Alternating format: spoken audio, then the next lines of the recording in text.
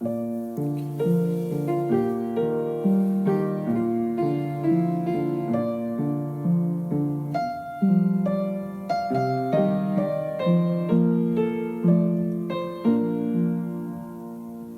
and welcome to Rippercast, your podcast on Jack the Ripper and the Whitechapel murders, as we bring to you recordings from the audio archives.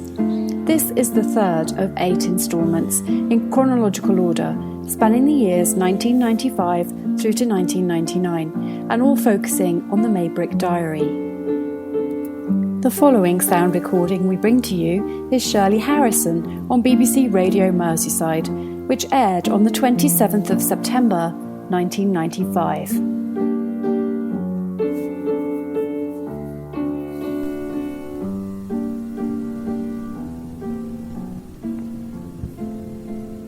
Here's Bob Azurdia.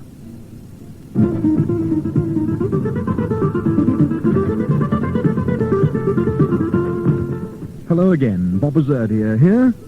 And as the arguments continue as to whether a diary owned by a former Liverpool scrap merchant named Mike Barrett really is the diary of James Maybrick, allegedly murdered by his wife Florence in 1889, there still seems to be very mixed feelings as to the claims that the diary is also that of the notorious Whitechapel murderer Jack the Ripper.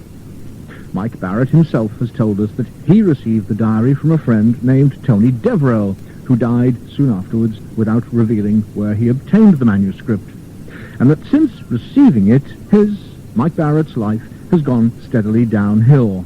He blames the diary for his descent into alcoholism, which he says he's now conquered, and while drunk, admitted that the diary was a hoax. Well, he's now retracted that, maintaining steadfastly that the diary is not a hoax, or that if it is, it was certainly not perpetrated by him, and in any case not recently. Mike Barrett's marriage has now ended, also in part because of the pressure of answering for the diary constantly. And there have been claims that scientists have proved the ink on the diary couldn't have been older than from 1974. Has been disproved by, among others, Shirley Harrison, a reputable author who wrote the book The Diary of Jack the Ripper, around Mike Barrett's papers. Her book contained full documentation of the forensic tests to which the paper and ink, as well as the handwriting, had been subjected, and in the second paperback edition became new evidence as well to support the belief that the diary really is genuinely the work of James Maybrick, who was therefore Jack the Ripper. Further evidence to support the diary was the discovery of a pocket watch at a jeweller's in Liskeard in Wallasey, a watch on which was inscribed the initials of James Maybrick, plus the initials of all the Whitechapel victims, and the message, "I am Jack."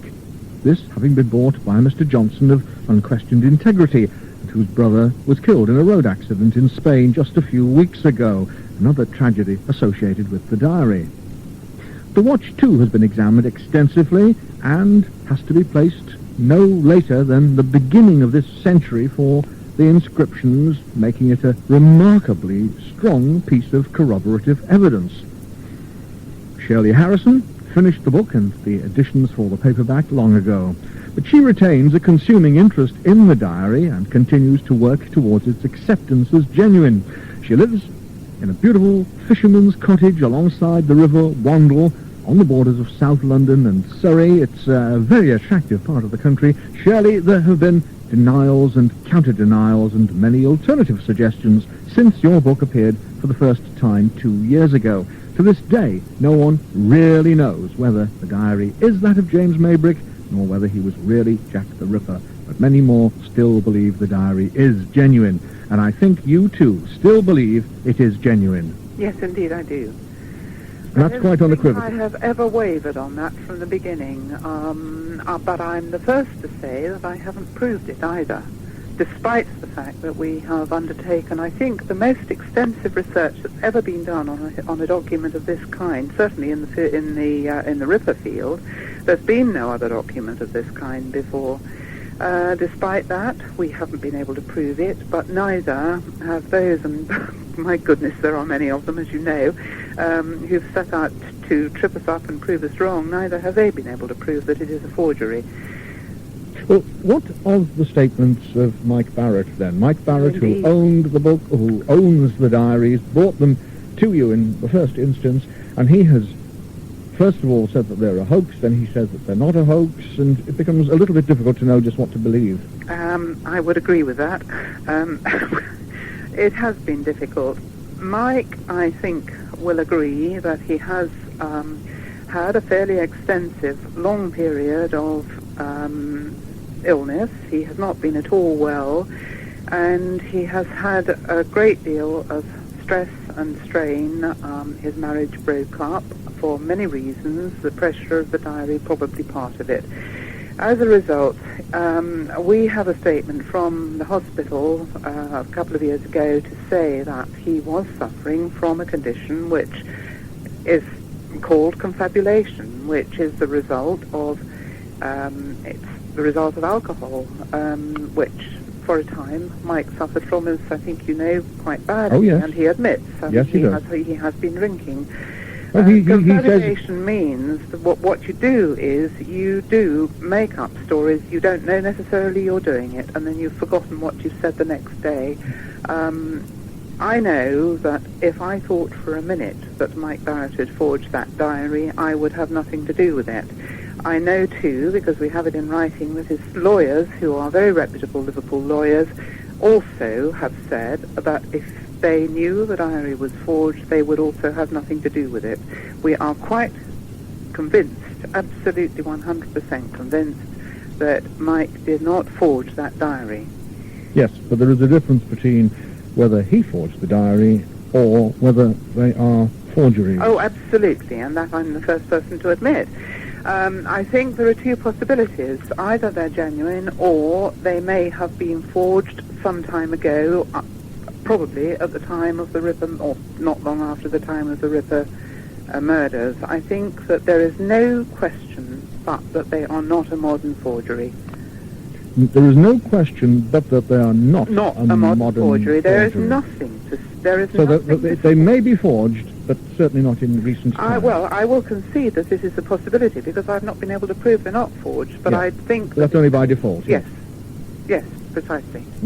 But your own personal instinct still inclines towards their being genuine. Have you read the diary? Oh, yes, I have, with great interest and very closely. And I have to say, too, I was impressed by the forensic evidence you presented, indicating all the tests which had taken place on the paper, on the ink, on the handwriting, and so forth, and the dating. May I just tell you briefly about the ink tests, because those who have ranged their forces against us, and they are very vociferous, have been claiming, I know, that a chemical has been found in the ink of the diary which proves conclusively that it is, in fact, a modern ink. Yes, in fact, that it contains a substance which wasn't available or known of until 1974. That's right. It's a substance called chlorocetamide, which I must admit I didn't know about. Now, I was concerned about this, obviously, and this is a prime example of the way in which experts disagree. Tests were done on the diary ink by those who are critical of the diary, and they were done with a very reputable laboratory called Analysis for Industry, who said that they had found a small amount of chlorocetamide in the diary ink. Yes. I had the diary tested at Leeds University, the Department of Colour Chemistry, who said they did 3 tests. On the first test, they found a tiny, tiny amount of chlorocetamide, and on the second 2 tests, they found none at all. Yeah. They concluded that the chlorocetamide was there due to some form of contamination. Now, interestingly, I've since gone in great depth into the story of chlorocetamide. I've been in touch with laboratories in Germany and in America. I now know that chlorocetamide was around in the 1860s. Moreover, it was used in paper. And the question was put to me only this week by one of the research chemists for Dow Chemicals in America, which is one of the leading pharmaceutical companies. Is it possible, indeed, that chlorocetamide might have bled into the ink from the paper? Yeah. And that is what I'm following through at the moment. I think it is more than likely that this is what the answer is going to be. So this negates the most recent forensic evidence against the ink? Yes, yes. But this is going on all the time. Yes, yes. You find your expert and you find another expert, and they will never agree, and the same applies to almost every aspect of the diary. Well, one aspect of the diary which we have not touched on, and that is how and why it came to light most recently, because it was always claimed that Mike Barrett received it from his friend Tony Devereux, who then died shortly afterwards without explaining where he had got it. Yes. You now say in your revised edition of the book that it came via Mike Barrett's former wife, Anne, and had come from their family. That slightly? What I actually say in the paperback, and I know that Anne will not disagree with this, is that we were told by Anne that is where it came from. Again, I have not said that it did. I do believe Anne. On the whole, I think her story is very, very plausible, and I think that it holds water. But it's not, strictly speaking, been proven. And we have to rely on Anne's word and believe in her integrity. That's rather different from saying that it did definitely come from that particular source. There's still a lot of work being done on that. Anne herself is also working on her own family history. She is trying to trace the story of her link with, as she believes, with Florence Maybrick, who was known at one time as Florence Ingraham. Which, of course, was Anne Barrett's maiden name. That's right. But Anne can tell you that story herself. Well, indeed. It's better to come from Anne's own mouth. Well, indeed, yes. But the story was that subsequent to the publication of your book, much subsequent, in fact, to it, she made a recorded sworn statement. That's right. To the effect that she had the book or the diaries in her possession via her father, whose name was Billy Graham. Billy Graham, yes. And it had been in his possession for ages and ages and ages, That's for right. years. Yes. And that she wanted her husband, Mike, to do something with it, but didn't think that he would if it came directly from her, and so she gave it to Tony Devereux, saying, "You give it to my husband, Mike, but don't let him know that it came from me." So Mike's story does still hold. So they both hold, perhaps. They hang together all right, yes. And the name Graham also provides a link with the Maybricks. That's right. Now, what do you feel about this, objectively? What about the Maybrick link? About the Maybrick-Graham link. Well, I would love to hope that it is true. I hope that the researches that are going on at the moment are going to prove in documentary form that link is absolutely correct, and that we can justifiably say that it's come down through the family. So you are investigating it at the moment, Anne? I personally am not. This is actually being done by Paul Feldman, who was the person who bought the video rights and an option for the film rights from my publisher. Paul has, like all the rest of us who've become involved with the diary, almost found it's a crusade. He's got so involved with it that he has spent an enormous amount of time and money researching the background, and the Florence Graham side of the story is his at the moment, and it is he who is researching it. There are an enormous number of people doing all this research at the moment. I know. And all working independently. Absolutely. And not only independently, but rather at variance for the others. Absolutely. I mean, that's what's made me so absolutely furious. I have been accused by an organisation, in quotes I would say, I think it's a one-man organisation, calling itself somewhat pompously the Committee for Integrity. I mean, have you ever heard of anything of the like? Which was set out for the sole purpose is to destroy my book and to destroy the film. And I was accused of being part of what they say is a seedy conspiracy. There is no conspiracy. I am working on my own with a researcher, a friend with whom I worked, a colleague with whom I worked for many, many years. I am not working with anyone else, and I am not working with my publisher. He has nothing more to do with it at the moment until we produce another edition. This is me on my own, a one-woman band. You're doing it presumably because you're interested then now? Absolutely. I've become absolutely fascinated. I mean, so would anybody. What journalist is not going to give their eye teeth to be involved in a project of this sort, an unfathomable mystery, two unfathomable mysteries, because the Maybrick story itself is a very strange saga. Absolutely, yes. So it appears, though, that most people who've been touched by the Ripper case, according to Mike anyway, Mike Barrett, have been adversely affected, either with regard to health or, in his case, well, it's health, true. I mean, at one divorce. time, we were all talking about the curse of the Ripper. It's true, it does seem to have affected people. People have become obsessive, quite extraordinary, the number of people who have actually suffered from ill health. In fact, there have been all sorts of mishaps and tragedies involved. It's a bit like the curse of Tutankhamun in a way. You've been but affected? not me, fortunately. Not you. No, I'm very lucky. I think maybe, I don't know whether being a woman has anything to do with it. I think I'm probably the first woman to write a major book about the Ripper. I feel more detached from it probably than most of the other Ripperologists, the historians, the people who've been gunning for my book, who seem to have become totally obsessed with the whole story. I stand back from it most of the time. I've got a lot of other interests. I write other books too, not on the Ripper and not on crime. So you are all right, and I'm therefore all right. you have releases. Yes. Yes. Now, you mentioned Paul Feldman and his interest in the film. Is this film, to your knowledge, still going ahead? Yes, it is. Anthony Hopkins to take the lead? The part of Maybrick? No, I don't know. Anthony Hopkins, this is another red herring. Anthony Hopkins has never signed anything, despite what all the press said a few months ago about mega £1 million deals. Anthony Hopkins has not been taken on board yet.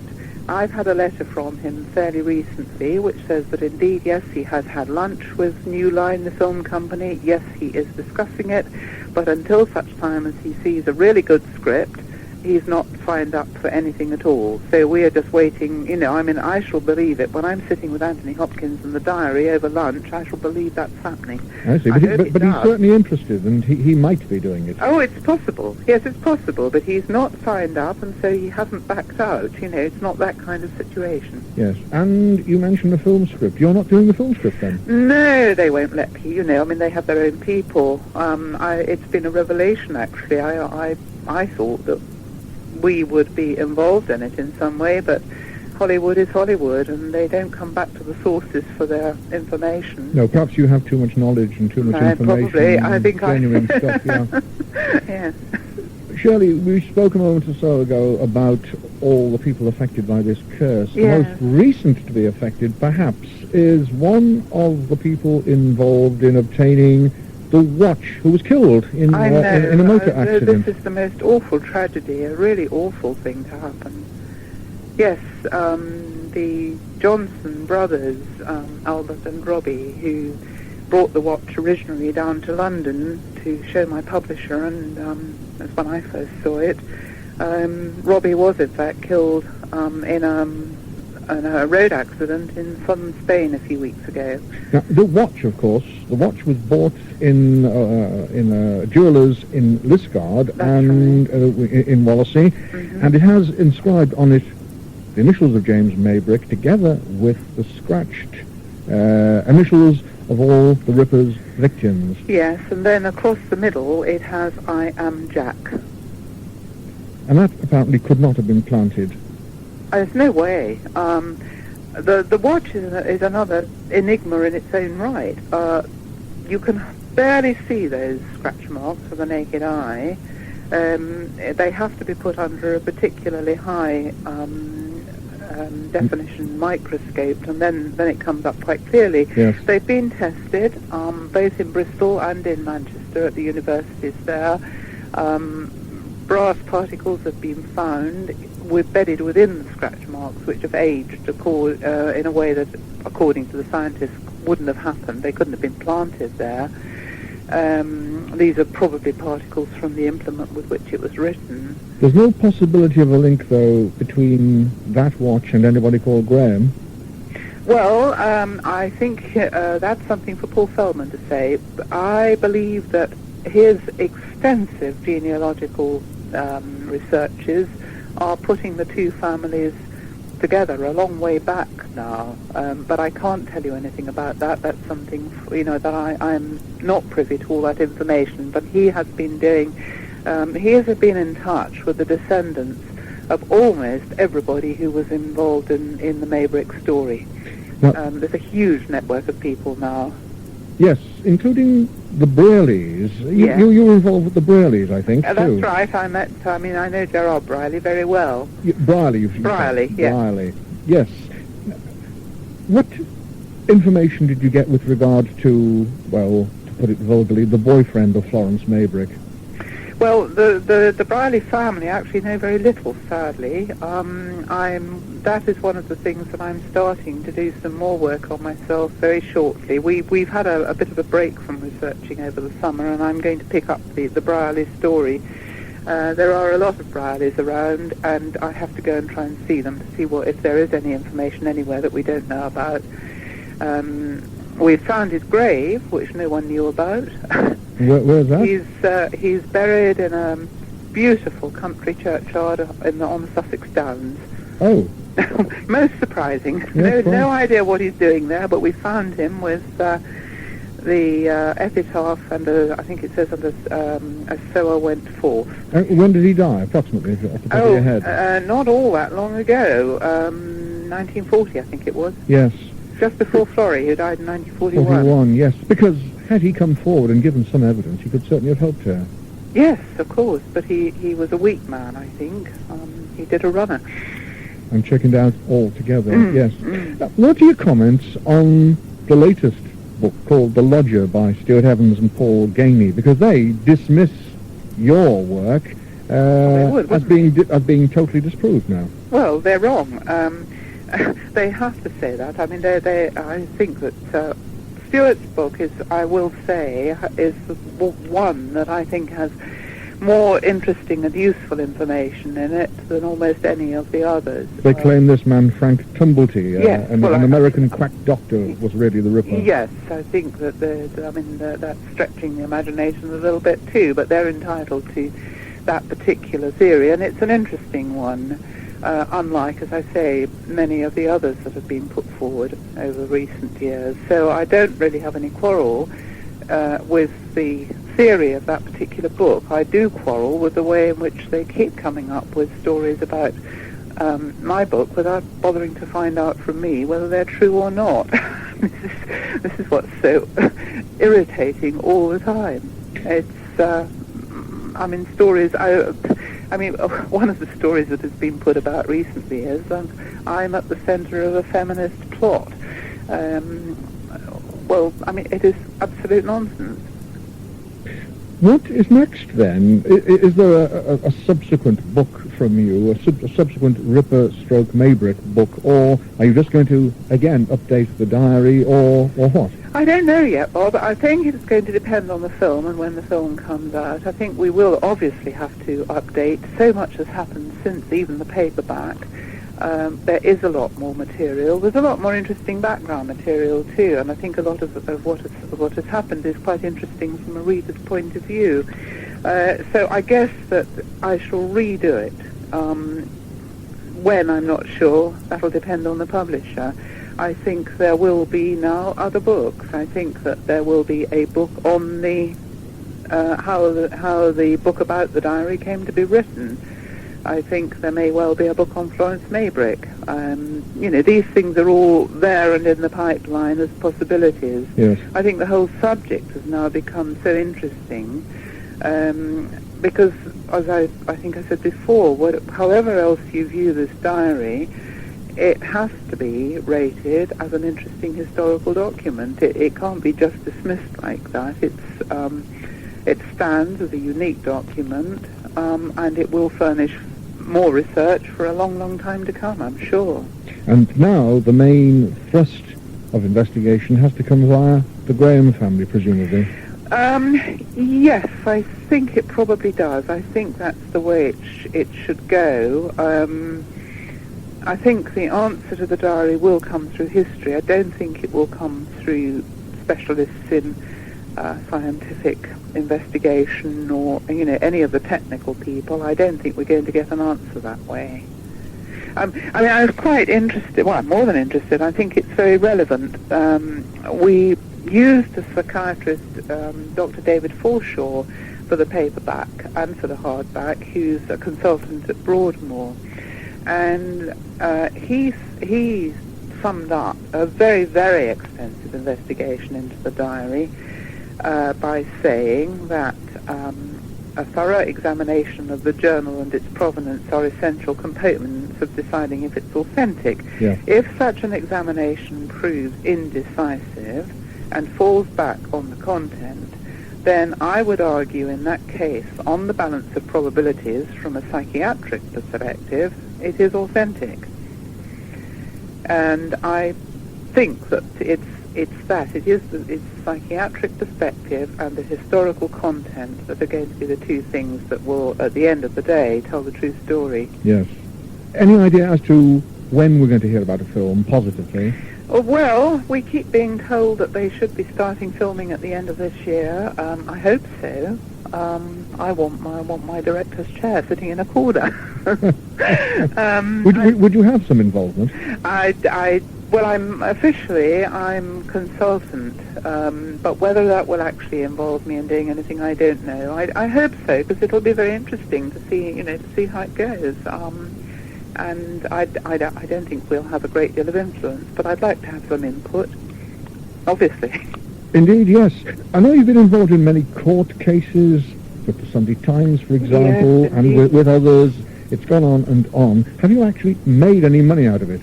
Yes, of course I have. No, not of course at all. Well, you may not have done. No, I'm going to be completely honest about this. I mean, I've been accused of making mega millions. I've also been accused of being party to murder, but all these sort of stories go fly around. Who are you supposed to have murdered? Oh well, the suspicious deaths. I've had phone calls about those, and as an involvement in because people have been dying, and it's supposed to have looked suspicious. I mean, it wasn't suspicious at all. None of any kind of suspicious connotation to them whatsoever. You're not meaning Mr. Johnson, are you? Yes, I was being discreet about that. You were supposed to be involved in a plot to kill him. I had a call which indicated they thought that it was very odd that these things had happened. It was convenient, and again, it was confirmation of my part in a sleazy conspiracy. What was this, an anonymous call? No, it wasn't. It came from Spain. No, I know who it came from. And are you taking action on that? I have two cases at the moment where I could sue for libel without a shadow of doubt. It's a jolly costly business. And you asked me if I'd made any money. What I was going to say was, I have made more money than I have probably made in any of the other books I've written, and I've written quite a lot of books. But if you spread that over 4 or 5 years research, what I've made is certainly no more than most people of my age, and that's considerable, are earning as an annual salary. So I'm very happy. I bought a new car and I've got a computer. If you count that as making mega millions, well... And with all the hassle and the accusations and the court cases, with hindsight, would you have embarked on it had you known what was going to come? Of course. Absolutely. Yes, of course I would. And despite all the terrible traumas there've been, and the night after night when we've been up all night, and the very sad story of Mike, which I think is tragic, the way that it has affected his life. Yes, I would, and I hope at the end of the day it will all be justified. And you are still pursuing the story, even without payment now, because it is an interesting tale, and instinctively you feel that the diaries are genuine. Yes, I do.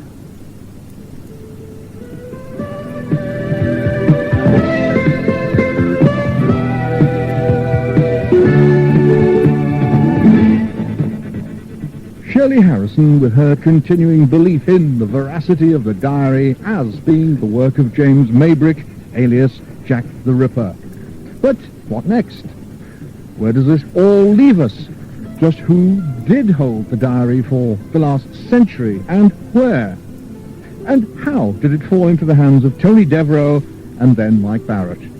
Is it really genuine, and can anything be proved after all this time, with the continuing weight of opinion by so many against it? Well, next week I'll be talking to Mike Barrett's former wife, Anne Graham, who will answer questions on radio for the very first time about her involvement in the story and about her own family background. That's all next time. So till then, from me, Bob Azurdia, it's cheerio, and I'll see you soon. Bye-bye now.